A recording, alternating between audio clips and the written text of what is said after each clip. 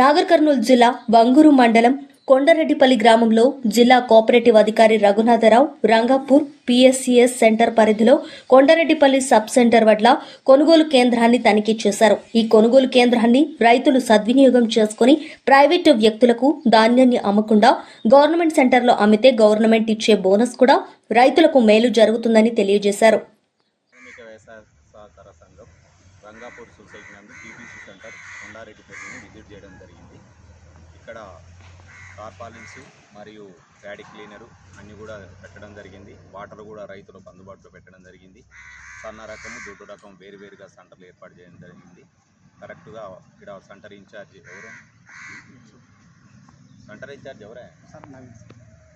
Centre incharge కూడా ఉన్నాడు. ఎప్పటికప్పుడు కూడా వీళ్ళకి కూడా సారెత్తాగు ఇన్స్ట్రక్షన్స్ ఇవ్వడం జరుగుతుంది.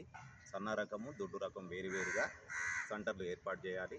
మ్యాచర్ సన్న రకం 14, దొడ్డు రకము 17 వస్తే కంపల్సరీ కొనుగోలు చేయాలి. కొనుగోలు చేసిన వెంటనే రైతుకు కూడా కొనుగోలు పత్రం అందజేయాలి.